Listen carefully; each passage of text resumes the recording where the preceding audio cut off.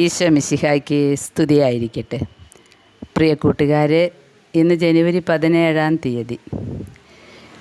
ഇന്ന് ഒരു വലിയ സന്യാസ വിശുദ്ധൻ്റെ പെരുന്നാളാണ്. ഈജിപ്തിലെ വിശുദ്ധ ആൻ്റണി. മനുഷ്യർക്ക് ഇങ്ങനെയൊക്കെ ജീവിക്കാൻ കഴിയും എന്ന് മനുഷ്യ മനസ്സുകളിൽ ഉറപ്പ് നൽകാൻ, മനുഷ്യത്വത്തിൽ നിന്ന് വെറും മനുഷ്യനായിട്ടുള്ള മക്കൾ ഇങ്ങനെയൊക്കെ ജീവിച്ചിട്ടുണ്ട് എന്ന് ഇവരുടെ ജീവചരിത്രം വായിക്കുമ്പോൾ നമുക്കൊരു ബോധ്യം കിട്ടും. ഇത് സ്വപ്നമല്ല, ഇതൊരു കെട്ടുകഥയല്ല, ഇതൊരു യാഥാർത്ഥ്യമാണെന്ന് തിരിച്ചറിയുമ്പോൾ ഇതെല്ലാവർക്കും സാധിക്കും എന്ന സത്യത്തിലേക്ക് നമ്മൾ തിരിച്ചു വരും. മനുഷ്യർക്ക് ഇതൊന്നും അസാധ്യമല്ല എന്ന്. കാരണം അങ്ങനെയാണ് ഈ വിശുദ്ധൻ്റെ ചരിത്രം. ഇദ്ദേഹം വലിയ പണക്കാരൻ്റെ ഒരു മകനായിട്ടാണ്, പണക്കാരൻ അപ്പൻ്റെ മകനായിട്ടാണ് ജനിച്ചത്. പണത്തിനൊന്നും ഒരു കുറവുണ്ടായിരുന്നില്ല. 20 വയസ്സുള്ളപ്പോൾ വിശുദ്ധ കുർബാനയുടെ സുവിശേഷത്തിൽ നീ പരിപൂർണനാകാൻ ആഗ്രഹിക്കുന്നെങ്കിൽ നിനക്കുള്ള സമസ്തവും വിറ്റ് ദരിദ്രർക്ക് കൊടുക്കുക എന്ന വചനം വായിക്കുന്നത് കേട്ടു. അതാണ് അദ്ദേഹത്തിൻ്റെ ജീവിതത്തെ വഴിതിരിച്ച സംഭവം. വചനം ജീവിക്കണം എന്നൊക്കെ നമ്മൾ പ്രസംഗത്തിൽ കേൾക്കാറുണ്ട്. പക്ഷേ വചനം ജീവിക്കാൻ പറയുമ്പോൾ അത് ഭയങ്കര ബുദ്ധിമുട്ടാണ് നമുക്കൊക്കെ. നമ്മളപ്പോൾ പറയും, അത് അന്ന് കർത്താവ് പറഞ്ഞതല്ലേ, ഇന്നത്തെ സാഹചര്യം വെച്ച് ഇങ്ങനെയൊക്കെ പറ്റുമോ, അതുകൊണ്ട് അത് വായിക്കാനും ധ്യാനിക്കാനും മാത്രം ഉപയോഗിക്കാം. ജീവിതത്തിൽ അത് കൊണ്ടുവരിക എന്ന് പറഞ്ഞാൽ വലിയ പ്രശ്നമാണ്, എല്ലാവരും ഒറ്റപ്പെടുത്തും. ഇതൊക്കെയാണ് നമ്മുടെ ന്യായീകരണങ്ങൾ. വിശുദ്ധ ആൻ്റണി അങ്ങനെയല്ലായിരുന്നു. നിനക്ക് പരിപൂർണനാകണോ, നിനക്കുള്ള സമസ്തവും വിറ്റ് ദരിദ്രർക്ക് കൊടുക്കാൻ പറഞ്ഞു. ഈ ഒരു വചനം ഇപ്പോൾ പറയുമ്പോൾ ഞാനടക്കം പറയും, ഉള്ളത് മുഴുവൻ വിറ്റ് ഇങ്ങനെ ദരിദ്രർക്ക് കൊടുത്താൽ പിന്നെ നമ്മൾ പിച്ച തണ്ടേണ്ടവരില്ലേ, അതുകൊണ്ട് നമുക്കുള്ളത് നമ്മൾ സൂക്ഷിക്കണം എന്ന് നമ്മളെപ്പോഴും പറഞ്ഞുകൊണ്ടിരിക്കും. അതാണ് നമ്മുടെ വ്യത്യാസം. പക്ഷെ ആൻ്റണി അങ്ങനെയല്ല ചെയ്തത്. സമസ്തവും വിൽക്കാൻ പറഞ്ഞു, എല്ലാം വിറ്റു. ഇതുപോലെ നിനക്കുള്ള സ്വത്ത് മുഴുവൻ വിൽക്കുക എന്ന് മാലാഖ സന്ദേശം കൊടുത്തപ്പോൾ എല്ലാ സ്വത്തും വിറ്റ് ദാരിദ്ര്യത്തിൻ്റെ കുഴിയിലേക്ക് പോയ ഒരു വിശുദ്ധനുണ്ട്. സാധാരണ വിശുദ്ധനല്ല, അത് ദൈവത്തിൻ്റെ വളർത്തപ്പനാണ്. വിശുദ്ധ ഔസേപ്പിതാവ് ഇങ്ങനെ തന്നെയാണ്. ഉള്ളത് മുഴുവൻ വിറ്റു, പണക്കാരനായിരുന്നു. എന്നിട്ട് മറ്റുള്ളവരുടെ മുമ്പിൽ ഒന്നുമില്ലാത്തവനെ പോലെ ജീവിച്ചു. അദ്ദേഹവും ഒരു സന്യാസി തന്നെയാണല്ലോ. ഈജിപ്തിലെ വിശുദ്ധ ആൻ്റണി അങ്ങനെയാണ്, എല്ലാം വിറ്റ് ദരിദ്രർക്ക് കൊടുത്തു. അങ്ങനെ മറ്റുള്ള സന്യാസികളൊക്കെ എങ്ങനെയാണ് ജീവിക്കണേന്ന് കണ്ട് മനസ്സിലാക്കിയിട്ട് ഒരു വിജന പ്രദേശത്തേക്ക് പോയി ഏകാന്തവാസം തുടങ്ങി. ഇങ്ങനെ ജീവിക്കുന്നവർ അനുകരിക്കാനും കുറേ പേരുണ്ടാവും കേട്ടോ. അപ്പോൾ ഈ ആൻ്റണിയുടെ ജീവിതം കണ്ട് കുറേ പേര് അദ്ദേഹത്തിൻ്റെ പിന്നാലെ കൂടി മലയിലേക്ക് ചെന്നു. അപ്പോൾ അദ്ദേഹം അവർക്ക് ഒരു സന്യാസ ജീവിത മുറ ക്രമപ്പെടുത്തി. കേൾക്കണേ, ഇങ്ങനെ ഭക്ഷണം ഉപേക്ഷിച്ച് ഒറ്റയ്ക്ക് പോയിരിക്കാൻ വല്ലവരും കൂട്ടുകൂടുമോ എന്നൊക്കെ നമ്മൾ വിചാരിക്കും. പക്ഷേ ഇങ്ങനെയുള്ള ജീവിതങ്ങൾ അനുകരിക്കാനും ആൾക്കാരുണ്ടായിരുന്നു. ശിഷ്യന്മാരുടെ ബാഹുല്യ നിമിത്തം അദ്ദേഹം വേറൊരു വനത്തിലേക്ക് പോയി എന്നാണ് പറയണേ. നൈൽ നദിക്കും ചെങ്കടലിനും മധ്യയുള്ള വനത്തിലേക്ക് പോയി മിണ്ടാണ്ട് ഇരുന്ന് പ്രാർത്ഥിക്കാൻ. അങ്ങനെ 45 വർഷം അവിടെ താമസിച്ചു. അവിടെ പിന്നെ ഒരു ആശ്രമം പണിതു. അതാണ് ഇന്നും അവിടെ സ്ഥിതി ചെയ്യുന്നത്. ദർമാർ അന്തോണിയോസ് എന്ന് ഒരു പേരുള്ള ആശ്രമം. അങ്ങനെ ഇത്രയും നാൾ ഏകാന്ത ജീവിതം നയിച്ചിട്ട് അതിൻ്റെ ഇടയിൽ മതമർദ്ദനത്തിന് ഇരയായിട്ടുള്ള ക്രിസ്ത്യാനികളെ ആശ്വസിപ്പിക്കാൻ വേണ്ടി 60-ാമത്തെ വയസ്സിൽ അലക്സാണ്ട്രിയയിലേക്ക് പോയി. അപ്പോൾ അത്രയും വർഷം ഏകാന്ത ജീവിതം നയിച്ചിട്ട് പിന്നെ ചെയ്ത പണി അലക്സാണ്ട്രിയയിലേക്ക് പോയിട്ട് മതമർദ്ദനത്തിന് ഇരയായവരെ ആശ്വസിപ്പിക്കലാണ്. അപ്പം ഇത്രയും വർഷത്തെ സന്യാസ ജീവിതത്തിൽ അദ്ദേഹത്തിന് വലിയ വലിയ കൃപകൾ കിട്ടിയിട്ടുണ്ടെന്ന്. പിന്നെ 88-ാമത്തെ വയസ്സിൽ വീണ്ടും പോയി ആര്യൻ പാഷണ്ഡികളെ മനസ്സ് തിരിക്കാൻ. അപ്പോൾ ഇത്രയും വർഷം ഈ വനത്തിലിരുന്നപ്പോൾ കർത്താവ് നേരിട്ട് സംസാരിക്കുകയായിരിക്കും, ശക്തി കൊടുക്കുകയായിരിക്കും ചെയ്തത്. എല്ലാം ഉപേക്ഷിച്ചിരിക്കുന്നവരെ കർത്താവിന് വലിയ ഇഷ്ടമാണ്. കർത്താവിന് വേണ്ടി, ദൈവത്തിന് വേണ്ടി എല്ലാം ഉപേക്ഷിച്ചാൽ. അങ്ങനെ 88-ാമത്തെ വയസ്സിൽ വീണ്ടും പോയി എന്നാണ് പറയുന്നത്. അദ്ദേഹം ഭക്ഷണം വളരെ കുറവാണ് കഴിച്ചിരുന്നത്. 2-3 ദിവസം കഴിയുമ്പോഴാണ് അപ്പവും വെള്ളവും കഴിച്ചിരുന്നുള്ളൂ. നമുക്കൊക്കെ ഈ ജീവിതങ്ങൾ അനുകരിക്കാൻ വലിയ പ്രയാസമായിരിക്കും.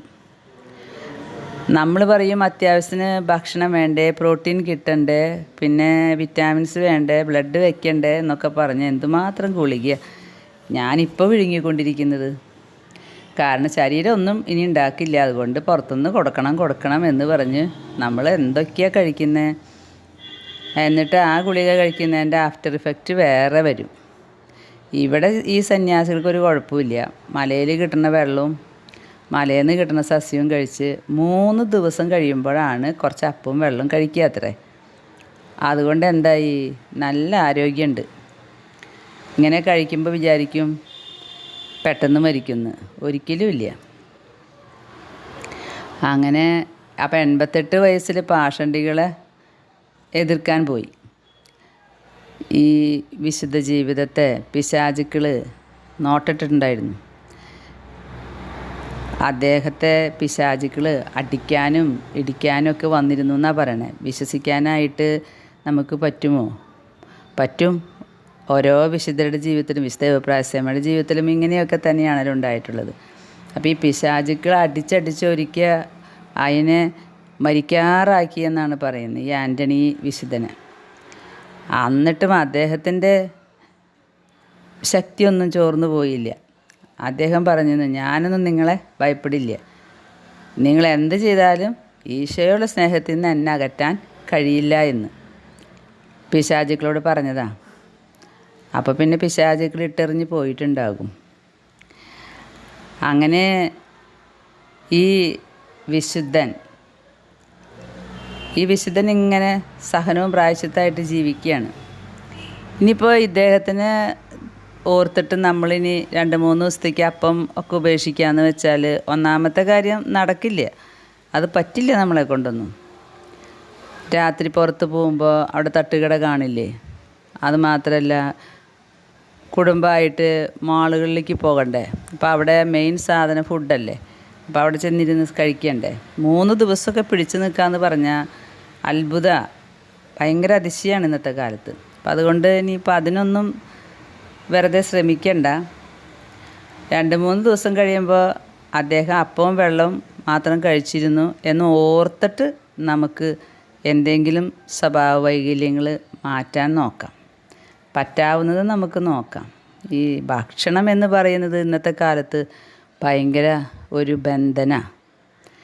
ഭക്ഷണ ആസക്തി എന്ന് പറയുന്നത് വലിയൊരു ആസക്തിയാണ്. പണ്ട് ഒരു പാത്രം പായസത്തിന് വേണ്ടി കടിഞ്ഞൂൽപുത്രാവകാശം കൈമാറ്റം ചെയ്ത ആളുടെ തലമുറയാണല്ലോ നമ്മളൊക്കെ. അപ്പോൾ അങ്ങനെയൊക്കെ ചിന്തിച്ചാൽ ഈ ഭക്ഷണത്തിൻ്റെ രുചി വല്ലാത്തൊരു ബന്ധന. അപ്പോൾ നമ്മളെന്ത് ചെയ്യും, ഇങ്ങനെ സന്യാസികൾ അവിടെ ജീവിക്കുന്നുണ്ട് എന്നോർത്ത് എന്തെങ്കിലുമൊക്കെ മാറ്റാൻ ശ്രമിക്കാം നമുക്ക്. അല്ലെങ്കിൽ ഇവരെക്കുറിച്ച് ഇങ്ങനെ ധ്യാനിക്കാം. ഞാൻ പറയാറുണ്ടല്ലോ, ഞാൻ കുരിശുമല ആശ്രമത്തിലെ സന്യാസികൾ ഇടയ്ക്കിടയ്ക്ക് ഇങ്ങനെ സ്വപ്നം കാണും. എനിക്ക് ഭയങ്കര ഇഷ്ടമാണ് അവിടെ പോകാൻ. പക്ഷേ ഇനിയിപ്പോൾ സാധിക്കില്ല. ഇനിയിപ്പോൾ യഥാർത്ഥ മലയിലേക്ക് പോകാം എന്നാണ് ഞാൻ വിചാരിക്കുന്നത്. അവിടെ പിന്നെ ഭക്ഷണമൊന്നും വേണ്ട, എപ്പോഴും വയറ് നിറഞ്ഞിരിക്കും ആനന്ദം കൊണ്ട്. അവിടേക്ക് എത്തിപ്പെടാൻ ഇവിടെ കുറേ ഉപേക്ഷിക്കേണ്ട വരും. അപ്പോൾ അതുകൊണ്ട് മാർ അത്തനേഷ്യസ് പറയുന്നത് പോലെ ഈ ആൻ്റണിയെ, ഈ വിശുദ്ധനായ സന്യാസിയെ നമുക്ക് ഇടയ്ക്കിടയ്ക്ക് ഓർക്കാം. പിന്നെ മനസ്സിനെ പറഞ്ഞ് ബോധ്യപ്പെടുത്താൻ 2-3 ദിവസം ഭക്ഷണം കഴിച്ചില്ലെങ്കിലും ഉപവാസം എടുത്തിട്ടാണ് അങ്ങനെ വന്നേ ഇങ്ങനെ വന്നേന്ന് കുറേ പേര് ഈ ആമാശയത്തിൽ ക്യാൻസർ വന്നപ്പോൾ എന്നെ കുറ്റപ്പെടുത്തുന്നുണ്ടായിരുന്നു. ചെറുപ്പം മുതലേ ഉപവസിച്ചിട്ടാ വയറ്റിൽ അത് കയറി, ഗ്യാസ് കയറി, അൾസറായി ഉണ്ടാവും എന്നൊക്കെ. ഒന്നും ഉണ്ടായിട്ടില്ല, ഒരു അൾസറും വന്നിട്ടില്ല. ഇത് ദൈവം അറിഞ്ഞു തന്ന ഒരു സമ്മാന. അപ്പോൾ നമുക്ക് ഈ വിശുദ്ധ ആൻ്റണീനൊക്കെ നോക്കിയേ, അദ്ദേഹത്തിനൊരു ഗ്യാസും വന്നില്ല, അൾസറും വന്നില്ല. 105-ാമത്തെ വയസ്സിലാണ് മരിക്കുന്നത്. അതുപോലെ പറയുകയാണ്, പ്രലോഭനങ്ങളൊക്കെ വരും. നമ്മൾ വിചാരിക്കും ഇവരെ ദൈവം പ്രത്യേകം കെയർ ചെയ്തിട്ടുണ്ട്, അതുകൊണ്ട് ഇവർക്കൊരു പ്രലോഭനം വന്നിട്ടുണ്ടാവില്ല, അതാണ് ഇവരിങ്ങനെയൊക്കെ ജീവിച്ചതെന്ന്. ഒരിക്കലല്ല, വലിയ പ്രലോഭനങ്ങൾ, ജഡിക പ്രലോഭനങ്ങളും ആത്മീയ പ്രലോഭനങ്ങളൊക്കെ ഇവർക്കും വന്നിട്ടുണ്ട്. എല്ലാത്തിനെയും ഫൈറ്റ് ചെയ്തിട്ടാണ് ഇവർ ജീവിച്ചിട്ടുള്ളത്. അല്ലാതെ ആരും ഇങ്ങനെ നൂലുമ്മ ഇറക്കി കർത്താവ് വിട്ടിട്ടൊന്നുമില്ല. അവർക്ക് പ്രലോഭനങ്ങളൊക്കെ ഉണ്ട്. അപ്പോഴൊക്കെ ഈ വിശുദ്ധൻ എന്താ ചെയ്യുക? ആശാനിഗ്രഹവും പ്രാർത്ഥനയുമാണ് വർദ്ധിപ്പിച്ചിരിക്കുന്നത്. പ്രാർത്ഥന വർദ്ധിപ്പിക്കണം. പ്രിയ കൂട്ടുകാരെ, നമുക്കും ഇങ്ങനെ ഒന്ന് ചിന്തിക്കാം. ഞാൻ ഇന്നലെ എൻ്റെ ഒരു അങ്കിളിനെ കാണാനായിട്ട് പോയി. അപ്പോൾ ഇന്നത്തെ യുവതലമുറ മുഴുവൻ ഇങ്ങനെ എന്താണ് മരിക്കുന്നത് എന്ന് ചോദിച്ചപ്പോൾ ഞാൻ അവരോട് പറയുമായിരുന്നു, സാത്താൻ ഇങ്ങനെ അവസാന കാലത്ത് കർത്താവിനെ കർത്താവിനോട് ഫൈറ്റ് ചെയ്തിട്ട് ഈശോയുടെ ആത്മാക്കളെ മുഴുവൻ തട്ടിക്കൊണ്ടു പോവാൻ അവൻ ഇപ്പം ഇങ്ങനെ ഓടി നടക്കുന്ന കാലമാണെന്നാണല്ലോ വെളിപാടിൻ്റെ പുസ്തകത്തിൽ നമുക്ക് അറിയിപ്പ് തന്നിരിക്കുന്നത്. അപ്പോൾ അവർ പറഞ്ഞു, അപ്പോൾ പിന്നെ നമ്മൾ എന്താ ചെയ്യുക, എങ്ങനെയാണ് അതിനെ നമ്മൾ ജയിക്കുക എന്ന് ചോദിച്ചപ്പോൾ ഞാൻ അവരോട് പറഞ്ഞത് ഇങ്ങനെയാണ്: ആഴമുള്ള വിശ്വാസവും നിരന്തരമായ പ്രാർത്ഥനയും മാത്രമേ ഇതിനെ ഒടിപ്പിക്കാനുള്ള വഴിയുള്ളൂ. പല പ്രലോഭനങ്ങളും പല നിരാശ ചിന്തകളൊക്കെ കൊണ്ടുവരുന്ന കാലമായത്. അതുകൊണ്ടാണ് കർത്താവ് പറഞ്ഞത് ജാഗരൂകമായിരിക്കുക എന്ന്. പ്രിയ സഹോദരങ്ങളെ, ഞാൻ ഓർക്കുകയായിരുന്നു, വർഷങ്ങൾക്ക് മുൻപേ ഞങ്ങൾ ഇവിടെ വന്ന് താമസിക്കുമ്പോൾ ഞങ്ങൾക്ക് വീട്ടിലെല്ലാവർക്കും ഫുഡ് പോയ്സൺ കിട്ടി. അത് തട്ടുകടയിൽ നിന്നും ഹോട്ടലിൽ നിന്നും പോയി കഴിച്ചിട്ടൊന്നുമല്ല കേട്ടോ. അന്നൊന്നും ഇങ്ങനെ ഇല്ല, കുറേ 10-30 വർഷം മുമ്പാണ്. അപ്പോൾ അങ്ങനെ എൻ്റെ വയസ്സായ അമ്മയും എൻ്റെ കൂടെയായിരുന്നു. അങ്ങനെ ഞങ്ങളെല്ലാവരും ഒരു ഫാമിലി 30 വർഷം മുമ്പ്. അപ്പോൾ ആ സമയത്ത് ഫ്രിഡ്ജ് ഉണ്ടായിരുന്നു. ഫ്രിഡ്ജിൽ സാധനങ്ങൾ വെച്ച് നമ്മൾ കഴിക്കാറുണ്ട്, പക്ഷേ എന്താ എന്നറിയില്ല. അപ്പം അതിന് എനിക്ക് ദൈവത്തിൻ്റെ ഒരു പദ്ധതിയായിട്ട് തോന്നിയിട്ടുള്ളത്. കാരണം അതിനേക്കാളും മുൻപ് അതൊരു നോമ്പ് കാലത്തിലാണ് ഉണ്ടാകുന്നത്. അപ്പം ഞാൻ എല്ലാ നോമ്പിലും പണ്ടൊക്കെ ഉപവാസവും നോമ്പൊക്കെ ഉണ്ടല്ലോ.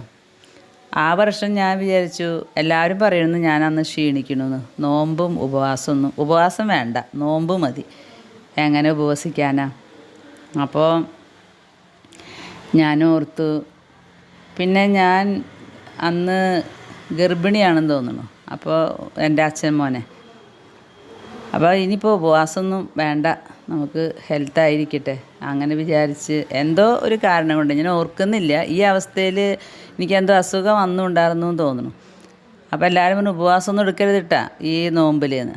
ശരി, അങ്ങനെ ഉപവാസം വേണ്ടാന്ന് വെച്ചു. അപ്പോഴെൻ്റെ മനസ്സിലുണ്ടായിരുന്ന, ദൈവമേ, ഈ ഉപവാസം എല്ലാ കൊല്ലവും എടുക്കാറുള്ളതാണല്ലോ, ഇനി വേണ്ട, ഇനിയിപ്പോൾ ഉപവസിച്ചിട്ട് എനിക്ക് എന്തെങ്കിലും പറ്റിയ ഇവർക്കൊക്കെ ബുദ്ധിമുട്ടാവില്ലേ എന്ന് വെച്ച് ഉപവാസം മാറ്റി വെച്ചു. പ്രിയ കൂട്ടുകാരെ, ഈ ഫുഡ് പോയ്സൺ വരുന്ന വിചാരിച്ചതിൻ്റെ അടുത്ത ദിവസം തൊട്ടാണ്. ഫുഡ് പോയ്സൺ ഏതിന്നാണ് വന്നതെന്നൊന്നും ഞങ്ങൾക്കറിയില്ല. വെള്ളം ടെസ്റ്റ് ചെയ്യാൻ കൊടുത്തു, ഇത് കൊടുത്തു, എല്ലാം കൊടുത്തു. ഛർദിയോട് ഛർദി. അതിലേറ്റവും കൂടുതൽ ഛർദിക്കുന്നത് ഞാനാണ്. എനിക്ക് ഇത് പറഞ്ഞു വന്നപ്പോഴാണ് ഓർത്തത്, ഗർഭിണിയായിട്ടല്ല. കാരണം എൻ്റെ നാട്ടിൽ അന്ന് 30 വർഷം മുമ്പ് ഒരു വീടേ ഉണ്ടായിരുന്നുള്ളൂ, ഞാൻ പറഞ്ഞല്ലോ. അവിടെ നിന്ന് ആ വീട്ടിൽ നിന്നും യൂണിയൻകാരും ഒക്കെ ഓടി വന്നു എൻ്റെ ഈ ഛർദി കേട്ടിട്ട്. അന്ന് അവർ പറഞ്ഞു, ഓ ദൈവമേ, ഞങ്ങൾ വിചാരിച്ചു ചേച്ചി 2ാമത് 3ാമത് എത്രയാണ് എനിക്ക് ഓർമ്മയില്ല ശരിക്കും, ഗർഭിണിയായിരിക്കുമോ എന്ന്, ഗർഭത്തിൻ്റെ ഛർദിയാണെന്ന് വിചാരിച്ചു അവർ ഓടി വന്നു എന്നാണ് പറയുന്നത്. അപ്പോൾ ഞാൻ എൻ്റെ എല്ലാ മക്കളെയും പ്രസവിച്ചു കഴിഞ്ഞിരുന്നു. അപ്പോൾ എന്തോ വേറൊരു അസുഖത്തിൻ്റെ പേരിലാണ് ഞാൻ ഭക്ഷണം ഉപേക്ഷിച്ചത് എന്ന് എനിക്കിപ്പോൾ ഓർമ്മ വരുന്നുണ്ട് ഞാൻ പറഞ്ഞുകൊണ്ടിരിക്കുമ്പോൾ. അപ്പോൾ ഞാൻ ഓർക്കാണ്, അന്ന് ഛർദി ഏറ്റവും കൂടുതൽ ഛർദിച്ച അവശമായിട്ട് ഞാനാണ്. ഡോക്ടറുടെ അടുത്ത് പോയപ്പോൾ ഡോക്ടർ പറഞ്ഞു, അന്ന് 30 വർഷം മുമ്പ് ഇന്നത്തെ പോലെ ഏത് അണുവ കയറിയ, ഏത് ബാക്ടീരിയ കയറിയ, സാൽമോണല്ല ആണോ, വേറെ എന്തൊക്കെയാണ്, സ്റ്റെഫിലിക്കോക്കോസ് ആണോ എന്നൊന്നും നോക്കാനുള്ള സംവിധാനമൊന്നും അന്നില്ല. അപ്പോൾ ഞങ്ങളുടെ അടുത്ത ഡോക്ടർ പറഞ്ഞു, ഇത് ഒരു അണു കയറിയിട്ടുള്ളതാണ്, പോയ്സൺ, ഇതിപ്പോൾ നിങ്ങൾ സാമ്പത്തികമായിട്ട് ഭയങ്കര താഴ്ന്നിരിക്കുകയാണ് അന്ന്. അപ്പോൾ പറഞ്ഞു നിങ്ങൾ ഇന്ന് ഇപ്പോൾ ആശുപത്രിക്ക് പോവുകയാണെങ്കിൽ ഒരാൾക്ക് 5000 രൂപ വെച്ച് ടെസ്റ്റ് വേണ്ടി വരും. അപ്പോൾ നിങ്ങളിപ്പോൾ 4 പേരുണ്ട്, അപ്പോൾ 20,000 രൂപ വേണ്ടി വരും. പക്ഷെ അത് ടെസ്റ്റ് ചെയ്തിട്ടും കാര്യമൊന്നുമില്ല, ഇത് ഛർദ്ദിച്ച് പോകണം എന്ന്. അന്ന് അങ്ങനെയൊക്കെയാണ്. അപ്പോൾ സാധാരണ മരുന്ന് തരാം, ഛർദ്ദിക്കട്ടെ, കഞ്ഞിവെള്ളം ഉപ്പിട്ട് കഴിക്കുമെന്നും പറഞ്ഞു. എൻ്റെ കൂട്ടുകാരെ, ഞാനന്ന് ഒരു 7 ദിവസം വെറും കഞ്ഞിവെള്ളം മാത്രം കഴിച്ച് ഒപ്പം ഛർദിയും. അപ്പോൾ ഞാനൊരു സ്വരം കേട്ടു, ഇപ്പോൾ എങ്ങനെയുണ്ട്, ഭക്ഷണം കഴിക്കാനും പറ്റുന്നില്ല, ഒപ്പം ഛർദിയും, എന്നിട്ടും നീ മരിച്ചില്ലല്ലോ. നമ്മൾ വിചാരിക്കും നമുക്കിതൊന്നും പറ്റില്ല, 3 ദിവസം ഭക്ഷണം കഴിക്കാണ്ട് നിന്ന് എന്താ സംഭവിക്കാമെന്ന്. ഒരു ചുക്കും സംഭവിക്കില്ല. ഇത് വിചാരിച്ച് രോഗമുള്ളവരൊക്കെ ഉപവസിക്കണമെന്നൊന്നല്ല ഞാൻ പറഞ്ഞു വന്നത്. നമ്മുടെ ഈ ആധുനിക കാലത്ത് നമ്മുടെ ചിന്തകളാണ്. എൻ്റെ ചിന്ത 30 വർഷം മുമ്പ് ഇങ്ങനെയായിരുന്നല്ലോ, പെട്ടെന്ന് അങ്ങനെ ചിന്ത ഒന്ന് പോയതാ. അപ്പോൾ സാധാരണ ഉപവാസമാണെങ്കിൽ രാത്രിയിൽ ഭക്ഷണം കഴിക്കാം, 6 മണിക്ക് എന്തെങ്കിലും ഭക്ഷണം കഴിക്കുമായിരുന്നു. അങ്ങനെയാണ് ഉപവാസം കൊണ്ടുപോയിരുന്നത്. അപ്പോൾ ഈശോ എനിക്ക് മനസ്സിലാക്കി തന്നു, ഇത് ഭക്ഷണവുമില്ല, പൊരിഞ്ഞ ഛർദിയോട് ഛർദി എന്ന് പറഞ്ഞാൽ ലോകം മുഴുവൻ അറിയുന്ന സ്ഥലത്തിൽ ഇപ്പോൾ കീമോതെറാപ്പി കഴിഞ്ഞപ്പോൾ ഞാൻ എങ്ങനെയാണ് ഛർദ്ദിച്ചത്, അതുപോലെയാണ് അന്ന് ഛർദ്ദിച്ചത്. ഞാൻ ഈ കീമോ കഴിഞ്ഞ് ഛർദ്ദിക്കാൻ തുടങ്ങിയപ്പോൾ എൻ്റെ നാട്ടുകാരൊക്കെ വരും, ചേച്ചിക്ക് കീമോ കഴിഞ്ഞിട്ടുണ്ട് എന്നവർ മനസ്സിലാക്കും. കാരണം എൻ്റെ ഛർദി കുറേ ദൂരത്തേക്ക് കേൾക്കാം. കാരണം വിഷമാണല്ലോ, ഈ വിഷം തുപ്പി കളയണ്ടേ. ആമാശയില്ലാത്തത് കൊണ്ട് വേറെ വഴിക്കൊന്നും പോകാനും പറ്റില്ല. അപ്പോൾ ഛർദ്ദിച്ച് തന്നെ കളയും. അതുകൊണ്ടാണ് എനിക്ക് കൂടുതൽ ഛർദി വരുന്നത്. ഞാൻ അന്ന് ഓർക്കാറുണ്ട്, ഇതുപോലെ ഞാൻ ഛർദ്ദിച്ചത് ഫുഡ് പോയ്സൺ കയറിയിട്ടാണെന്ന്. ഞാനിതൊക്കെ ഇത്രയും ഡീറ്റെയിലായിട്ട് പറഞ്ഞതേ നമ്മുടെ മാനസികമായിട്ടുള്ള ചിന്തകളാണ്. നമുക്ക് പറ്റില്ല എന്ന്. പറ്റും, എല്ലാതും പറ്റും, ഈശോയ്ക്ക് വേണ്ടി ത്യജിക്കുകയാണെങ്കിൽ. അങ്ങനെ ഉപവസിച്ചതിൻ്റെ പേരിലൊന്നുമല്ല ഇന്ന് ഞാനിങ്ങനെ അസുഖമായിട്ട് ഇരിക്കുന്നത്. അത് വേറൊരു കാരണമുണ്ട്. അത് ഞാൻ നിങ്ങളോട് അടുത്ത ഒരു ഷെയറിങ്ങിൽ പങ്കുവയ്ക്കാം. അങ്ങനെ പ്രിയ സഹോദരങ്ങളെ, ഇനിയിപ്പോൾ ചിന്തിച്ചാൽ നടക്കില്ല കേട്ടോ. എനിക്ക് 1 ടീസ്പൂൺ കഞ്ഞി ഇടയ്ക്കിടയ്ക്ക് കഴിച്ചില്ലെങ്കിൽ വലിയ പ്രശ്നമാണ്. ഇനി ഞാൻ കഴിക്കാതിരുന്നാൽ എൻ്റെ കൂടെയുള്ളവർക്ക് പണിയാവും. ഇപ്പോൾ തന്നെ ഞാൻ ഇടയ്ക്കിടെ ഹോസ്പിറ്റലിൽ ട്രിപ്പിട്ട് കിടക്കുകയാണ്. അതാണ് ഇപ്പോഴത്തെ അവസ്ഥ. അതുകൊണ്ട് സാഹസങ്ങളൊന്നും ആരും കാണിക്കണ്ട. നമുക്ക് വിശുദ്ധ മാർ അത്തനേഷ്യസ് പറഞ്ഞ കാര്യം ഓർക്കാം. 3 ദിവസം കൂടുമ്പോൾ അപ്പവും വെള്ളവും മാത്രം കഴിച്ച ആൻ്റണിയെ അനുകരിക്കുക പ്രയാസമാണെന്ന്. എന്നാൽ എങ്ങനെയാണ് വിശുദ്ധ ആൻ്റണി ജീവിച്ചത് എന്നുള്ള ഒരു ഓർമ്മ മതി നമ്മളെ പുണ്യത്തിൽ ആനയിക്കാൻ. ഇത് നമ്മൾ മനസ്സിൽ വെച്ചാൽ മതി. ഇങ്ങനെയും ജീവിതങ്ങളുണ്ട്. ഞാനിപ്പോൾ ശ്രമിക്കുകയാണ്. ദൈവമേ, ഇനി എന്തായാലും ആൻ്റണിയും പൗലോസും ഒന്ന് ജീവിച്ച പോലെ ജീവിക്കാൻ പറ്റില്ലെങ്കിലും അവരെ ഓർത്ത് ഈ സ്വഭാവത്തിലുള്ള വൈകല്യങ്ങളൊക്കെ ഒന്ന് മാറ്റാനായിട്ട് പറ്റണേ ദൈവമേ എന്ന്. നമുക്ക് 2025 ഇങ്ങനെയുള്ള ചിന്തകളൊക്കെ മനസ്സിൽ അടിച്ചുറപ്പിക്കാം. എപ്പോഴെങ്കിലും ദൈവാത്മാവ് നമ്മളിൽ വരും, നമ്മുടെ ഒരു സ്വഭാവദൂഷ്യം എടുത്തു മാറ്റാൻ. ഞാൻ സ്വഭാവദൂഷ്യം എന്ന് പറയുമ്പോൾ നിങ്ങൾ ഒരിക്കലും വിചാരിക്കരുത് ഞങ്ങൾ വ്യഭിചരിച്ചിട്ടില്ല, കൊലപാതകം ചെയ്തിട്ടില്ല, മോഷ്ടിച്ചിട്ടില്ല, അതൊന്നുമല്ല പറയുന്നത്. കൊച്ചു ദേഷ്യങ്ങളും അങ്ങനെയൊക്കെ ഉണ്ടല്ലോ. സഹോദരനെ വെറുക്കുന്നവൻ കൊലപാതകയാണെന്നല്ലേ യോഹന്നാൻ്റെ ലേഖനത്തിൽ പറയണത്. അപ്പോൾ സഹോദരനെ വെറുക്കുന്നവന് പോലും കൊലപാതകയായിട്ട് കാണുമ്പോൾ നമ്മളിൽ എപ്പോഴെങ്കിലും വെറുപ്പൊക്കെ ഉണ്ടെങ്കിൽ നമ്മളും കൊലപാതകയാണല്ലോ. അപ്പോൾ അങ്ങനെയുള്ള കാര്യങ്ങളൊക്കെ ഒന്ന് ഒഴിവാക്കാൻ ഇങ്ങനെയുള്ളൊരു ചിന്തകൾ മനസ്സിൽ വരുന്നത് നല്ലതാണ്. അതുകൊണ്ടാണ് ഞാനിങ്ങനെ ഈ കാര്യം പറഞ്ഞത്. നമുക്ക് കഴിയാത്തതായിട്ടൊന്നുമില്ല. ആരോഗ്യമുള്ളവർക്കൊക്കെ കഴിയും കേട്ടോ. 3 ദിവസമൊക്കെ വെള്ളം കുടിച്ച് കഴിയാനും ഒക്കെ പറ്റും. പക്ഷേ സാഹസമൊന്നും കാണിക്കണ്ട. അതിനെ പ്രതി ഇന്ന് പണ്ടത്തെ കാലമല്ല, ആധുനിക യുഗത്തിൽ എന്തൊക്കെയൊക്കെ വയറ്റിൽ കയറിക്കൂടാന്ന് നമുക്ക് പറയാൻ പറ്റില്ല. അപ്പോൾ നമുക്ക് നമ്മുടെ സ്വഭാവത്തിലെ വൈകല്യങ്ങൾ മാറ്റാനുള്ള കൃപ തരണമേ എന്ന് ഈ വിശുദ്ധ ആൻ്റണിയോട് പ്രാർത്ഥിക്കാം. ദൈവം നമ്മളെ അനുഗ്രഹിക്കട്ടെ. ആമേൻ.